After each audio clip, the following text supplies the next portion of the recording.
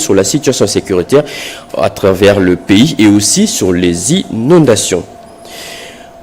La directrice pays de l'Agence française et de l'Agence française de développement honorée en RDC, Safia Ibrahim Letter, vient d'être décorée commandeur de l'Ordre national Héros nationaux Kabila Lumumba par le chef de l'État Félix-Antoine Tshisekedi Tshilombo. Une décoration faite au terme de son mandat de 4 ans pour des beaux et loyaux services rendus à la RDC.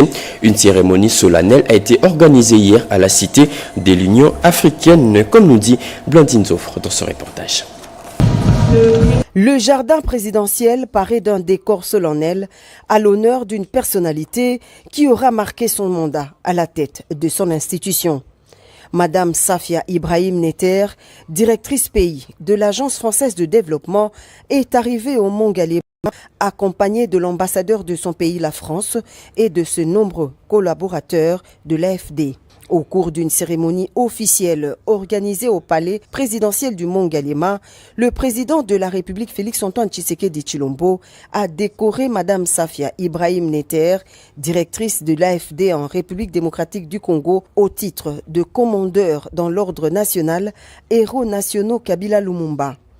Madame Ibrahim Letter a reçu du président de la République, grand chancelier des ordres nationaux, sa médaille de commandeur dans l'ordre national après lecture publique d'une ordonnance présidentielle. L'ordonnance lui consacrant ce titre honorifique présente la directrice de l'AFD RDC comme une actrice de coopération socio-économique ayant rendu des services à impact réel aux Congolais. Dans sa brève allocution, le chef de l'État a rendu hommage à une femme d'exception. Qu'il s'agisse de l'éducation, de la santé ou du développement durable, votre action a permis d'entrer des progrès durables et d'ouvrir des perspectives d'avenir pour notre peuple. Je tiens à vous assurer que la République démocratique du Congo vous considère désormais comme une amie de cœur, une partenaire fidèle et moi je dirais même comme une concitoyenne. Notre pays est et demeurera votre seconde patrie. Vous y serez toujours la bienvenue et nous espérons continuer à bénéficier de votre sagesse, de votre expertise et de votre engagement indéfectible. En effet, sous son leadership à la direction de l'AFD en RDC, de nombreux projets ont été financés par l'AFD au cours des 4 dernières années dans le domaine de l'éducation, de la santé et du développement durable. Émue, Madame Safia Ibrahim a fait part de sa profonde reconnaissance au chef de l'État. Cette décoration n'est pas un privilège personnel, mais la reconnaissance du travail de toute l'équipe de l'AFD, constituée de plusieurs cadres et collaborateurs congolais, a indiqué la directrice de l'AFD. Moi, j'achève ma mission avec le sentiment d'un travail bien accompli. Je laisse une équipe solide et soudée, une équipe qui représente la diversité de ce territoire, brillante, honnête. J'ai eu la chance, à leur côté, de me reconstruire, de porter une ambition que vous avez dessinée entre vous et mon président Emmanuel Macron, mais également d'avoir trouvé des amis ici en RDC. Enfin, Monsieur le Président, je tiens à vous dire, Ozali Moto Malamu.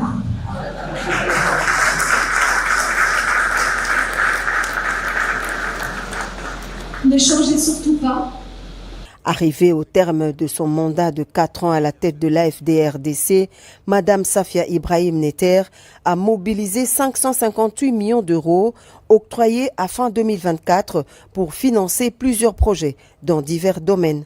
Des projets qui contribuent à la réalisation des objectifs de développement à travers les provinces de la République démocratique du Congo. La justice veut juger son patron. Le ministre d'État en charge de la justice, Constant Moutamba, sera bientôt à la barre. Le procureur général près la Cour de cassation vient de saisir le bureau de l'Assemblée nationale pour l'ouverture de l'information judiciaire contre Constant Moutamba. Le président de l'Assemblée nationale, Vital Kamerhe, l'a annoncé au cours de la plénière du hier, qui a aussi auditionné le directeur général de l'OVD sur l'état des routes en RDC. Anim Balaka nous explique. Conformément à l'article 178 du règlement intérieur, la plénière du mercredi 21 mai 2025 a été consacrée au contrôle parlementaire. Le directeur général de l'OVD, Victor Toumba, a répondu à la question orale avec débat de la députée nationale Dolé Chilombo portant sur l'état de la voirie de Kinshasa, gravement affectée par les pluies diluviennes. En dépit de sa mission assignée, l'Office des voiries et drainages porte une part de responsabilité sur les dégâts humains et matériels considérables causés par les pluies diluviennes qui se sont abattues le 5 avril 2025 dans la ville de Kinshasa, avec comme conséquence la crue de la rivière Njili submergeant plusieurs quartiers des communes de Matete, Limete et Massina. Face aux députés, le directeur général de l'OVD a reconnu que 85% des voiries revêtues de Kinshasa sont en état de délabrement avancé, évoquant un manque criant de financement et une mauvaise exécution de la loi des finances. Il a sollicité un délai de 48 heures pour apporter des éléments complémentaires. 1. Une exécution régulière de la loi des finances. 2. Les recours à des mécanismes de financement innovants. Troisième source, la diversification des sources de financement à l'international. 4. La création d'un fonds d'investissement routier. Par ailleurs, la plénière a brièvement évoqué la condamnation du député Matata Ponyumapom par la Cour constitutionnelle suite à une motion du député Marcel Zouma, tandis qu'un réquisitoire du procureur général visant le ministre d'État Constant Moutamba dans l'affaire de la prison de Kisangani a été lu. Une commission sera bientôt constituée pour examiner cette demande. Signalons enfin la présence remarquée de 40 élèves du collège Boyokani venus suivre les débats en direct. Des farines de maïs, des riz, de haricots et autres biens de première nécessité distribués gratuitement aux réfugiés de la ville de Goma, au Nord Kivu, installé au stade municipal de Béni. Cette assistance a été acheminée par le député national Patrick Mouniomo, une distribution faite en présence du gouverneur de la province, comme nous dit Diane Balakambombo. Faire la lumière sur les violations de droits humains dans le province du Nord et Sud Kivu dans l'est de la RDC, la coordonnatrice de la mission d'établissement de faits mandatée par le Haut Commissariat des Nations Unies aux droits de l'homme obtient la version de Kinshasa. Nous sommes en train de faire les investigations de tous les côtés sur les violations des droits de l'homme. On va se focaliser sur les derniers mois, mais bien sûr, il y a beaucoup d'éléments qui sont importants à prendre en considération, qui datent d'avant. On a parlé beaucoup avec la société civile, on a parlé avec d'autres autorités et on a eu beaucoup d'entretiens avec des collègues des Nations Unies, de la MONUSCO, mais aussi par des partenaires des ONG.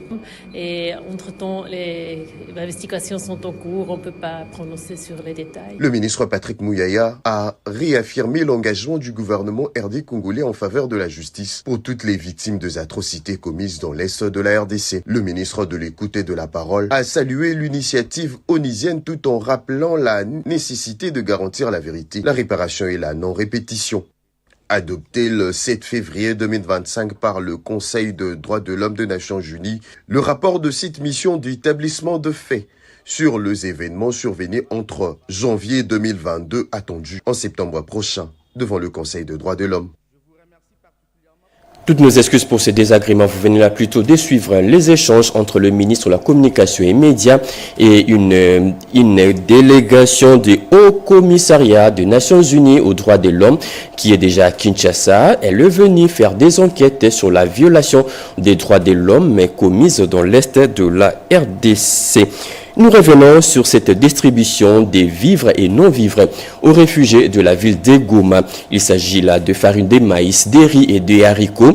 Une assistance acheminée par le député national Patrick Mouniomo, comme nous dit Diane Balakambombo. Une grosse assistance humanitaire pour soulager les réfugiés de la ville de Goma.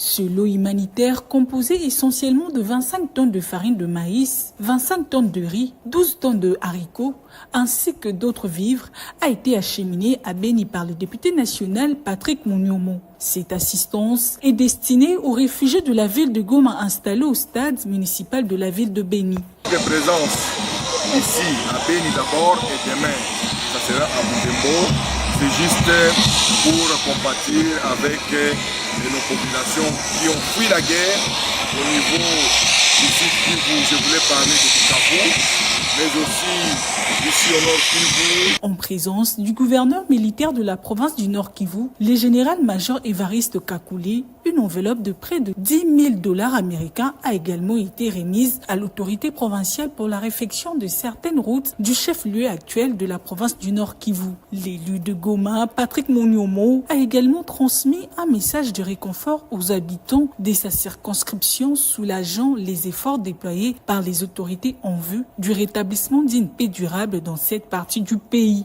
Lors de son départ à Beni et Butembo, l'honorable Patrick Monyomo a disponibilisé 50 billets pour ses compatriotes du Nord et Sud Kivu qui étaient jusque-là bloqués à Kinshasa. Émus par ces gestes, les bénéficiaires voient en lui l'image exacte d'un vrai leader, serviteur du peuple. Il ne jure que par un soutien indéfectible à ses actions. Quelles sont les maladies qui peuvent provenir de déchets des laboratoires? Eh bien, les sujets fait débat au cours d'un colloque sur la gestion et l'élimination des déchets qui se tient à Kinshasa, un forum qui réunit les représentants de 24 pays d'Afrique. Les travaux ont été lancés par le ministre de la Recherche scientifique et ils vont durer pratiquement 5 jours. Chimène Dondre nous en parlait.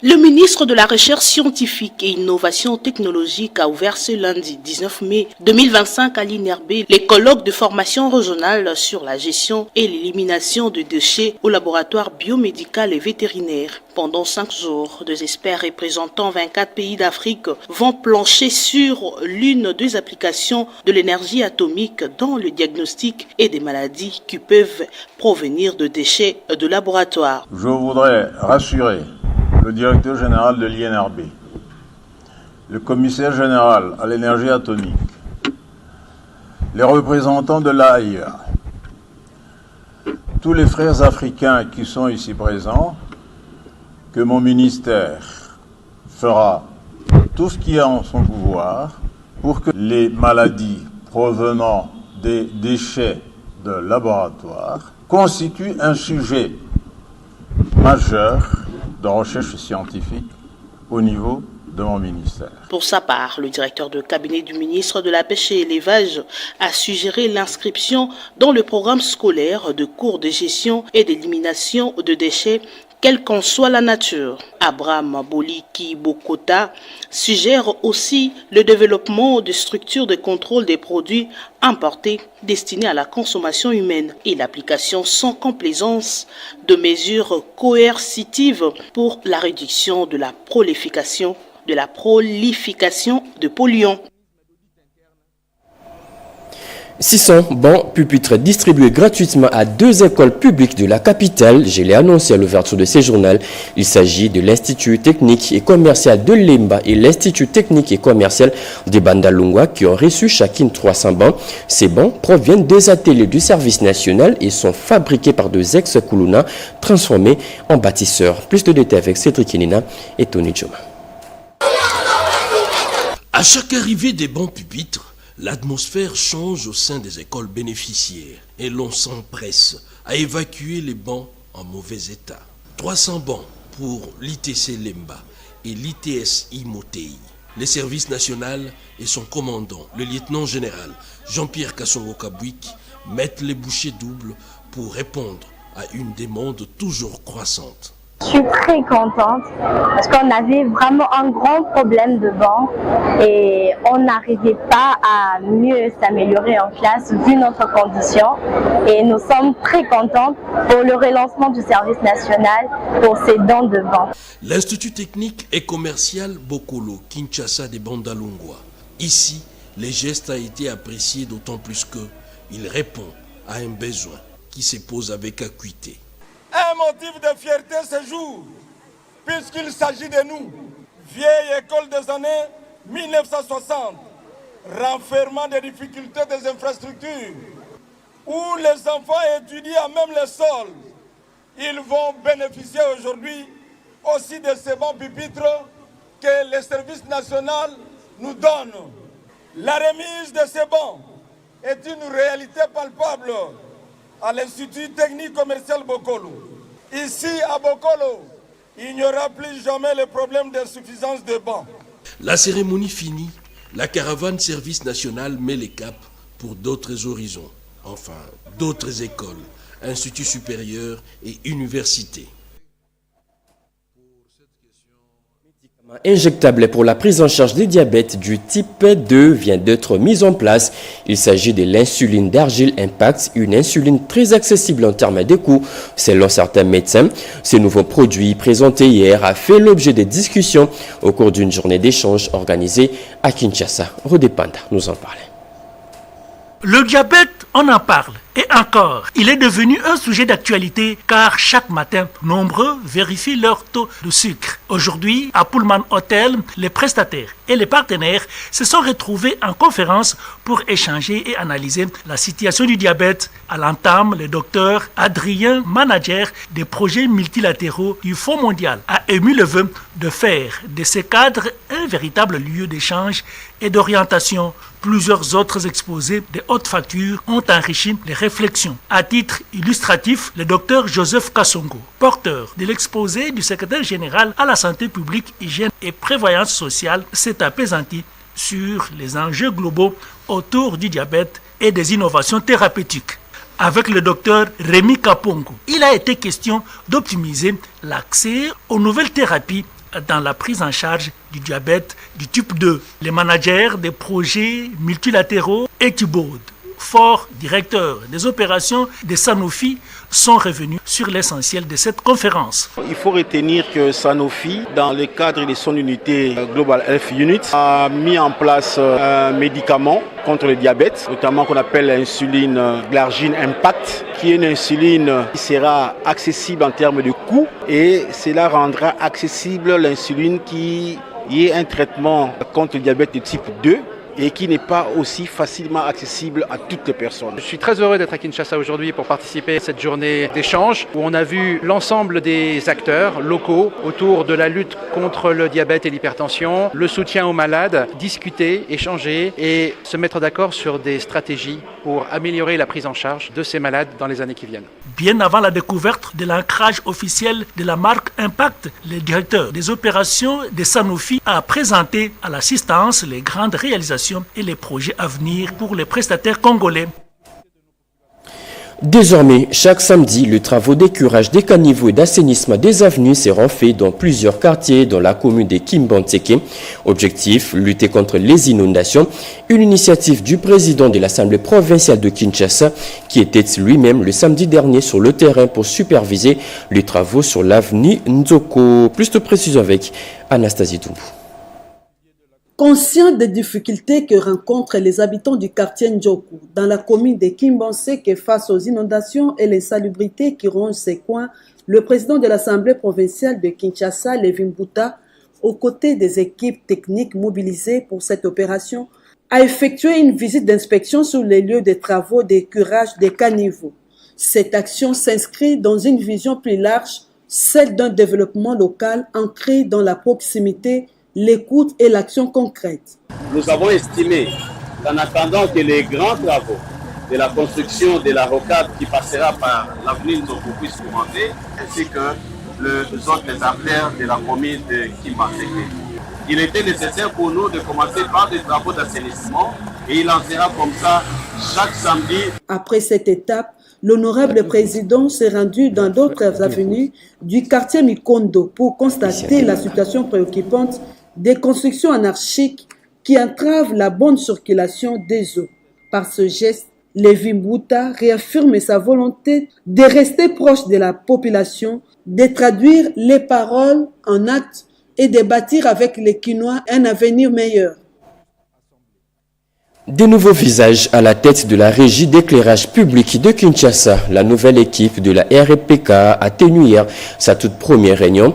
Ces nouveaux membres ont fait le bilan de la situation de l'éclairage à Kinshasa et aussi ont présenté leur feuille de route, comme nous précise Yolande Voka et Siandemaka.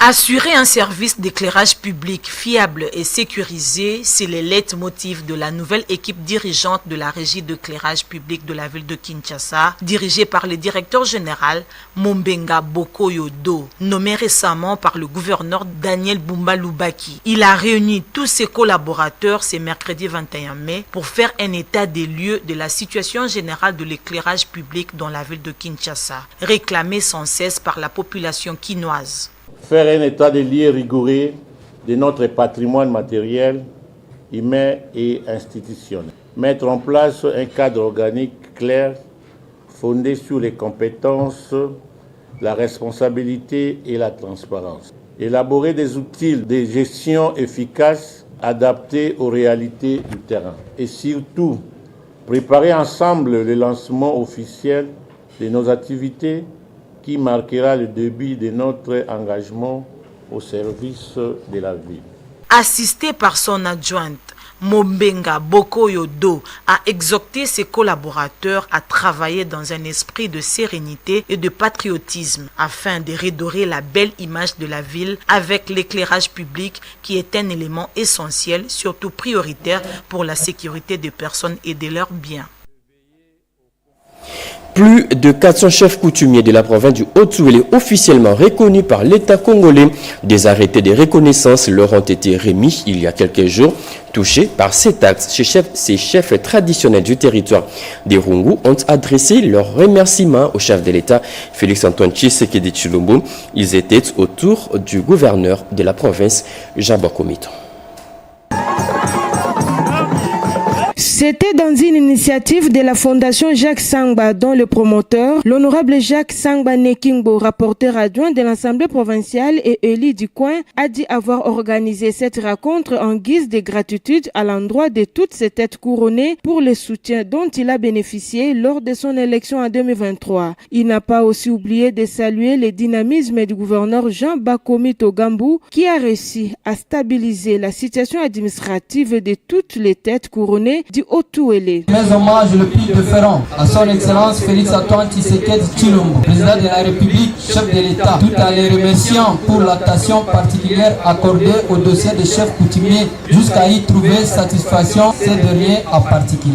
Messieurs les chefs coutumiers, il a fallu plusieurs décennies pour que chacun de vous trouve satisfaction à ces problèmes administratifs qui vous a consommé.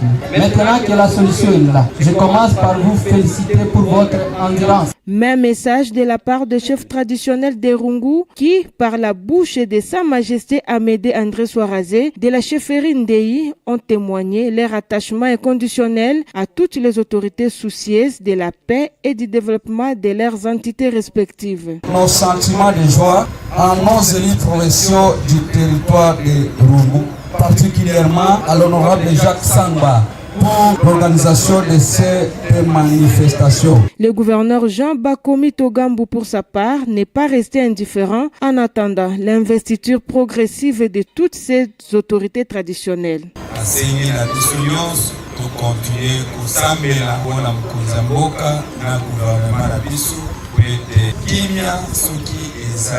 mboka eokele liboso pe merci mingi nde tozwi bongo signature ya baarrêté. Comme à l'accoutumée, cette rencontre était un véritable moment de réjouissance. La première ministre en tournée dans l'espace Grand Kasaï, Judith Suminwa, arrive dans quelques jours à Kananga, dans le Kasaï central. L'UDPS section Kananga se mobilise déjà pour accueillir chaleureusement la chef du gouvernement. Tete Bunkoncha nous en parlait. L'Union pour la démocratie et le progrès social UDPS, fédération du Kasaï central, s'apprête à accueillir ce week-end la première ministre Judith Suminwa à Kananga, comme annoncé par le gouverneur ad intérim. Au cours d'une matinée politique, le président fédéral ad intérim Justin Touloumé a appelé les militantes et militants à l'unité pour un accueil chaleureux de la chef du gouvernement en province. Autre point divers est cette mise en garde sévère de la fédération contre les usurpateurs et semeurs de troubles au siège de la fédération. Il a appelé par ailleurs tout le monde à se ranger derrière le secrétaire général et président ad intérim de l'UDPS, Augustin Kabouya. Moi, je connais Augustin Kabouya. C'est Augustin Kabouya qui est le secrétaire général et président intérimaire de l'UDPS reconnu statutairement. et qui a le mandat ou qui a la confiance du chef de l'État. Dès qu'ils sont venus eux-mêmes. Voilà pourquoi nous leur demandons, s'ils sont venus pour les affaires, qu'ils ne viennent pas mettre le désordre à l'UDPS. Ils ne sont pas de l'UDPS, ils viennent souvent pour nous déranger. C'est dans une ambiance conviviale que s'est soldée la matinée politique au siège du parti présidentiel à Kananga.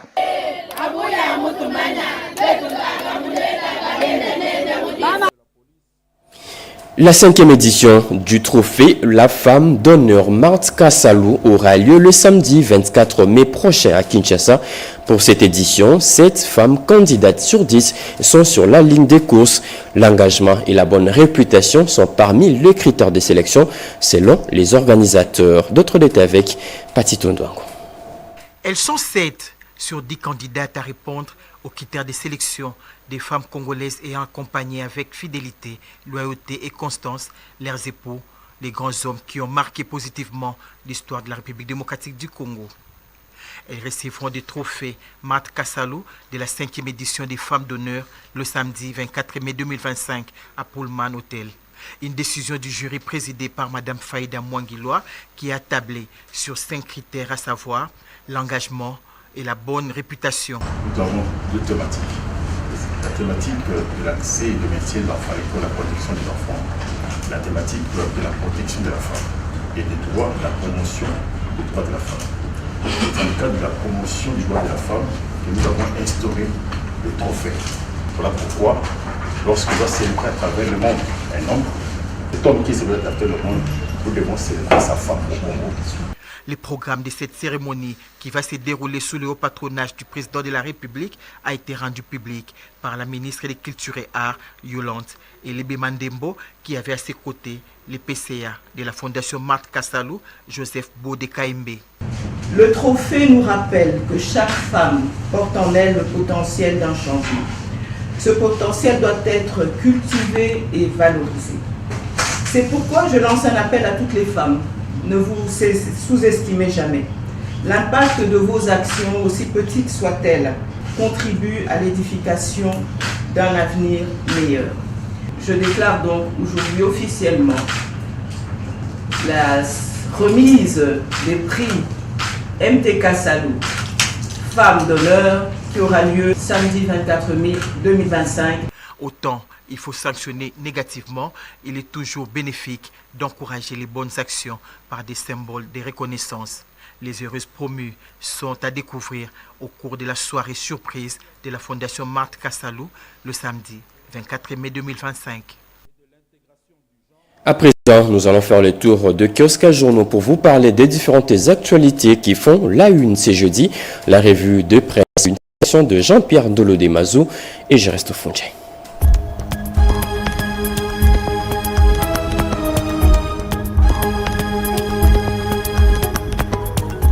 Bienvenue mesdames, messieurs à cette revue de presse du jeudi 22 mai 2025. Occupation de l'Est, les rebelles du 1-23 AFC instaurent un nouveau régime fiscal à Goma et à Bukavu, annonce le phare. Depuis 3 semaines, un nouveau régime fiscal et parafiscal est en vigueur à Goma. Il vient d'être imposé dans cette ville par les responsables de la rébellion du 1-23 AFC. Des guichets de perception des taxes fiscales ont ouvert leurs portes depuis début mai. L'instauration du nouveau régime fiscal par les rebelles est de nature à alimenter les frustrations et à aggraver la situation économique, surtout avec la fermeture de la plupart des établissements de crédit, la sécheresse des liquidités dans le marché et la perturbation des transactions commerciales et financières. Lomami, l'armée intercepte un convoi de chanvre et de munitions à Luilou, révèle 7sur7.cd.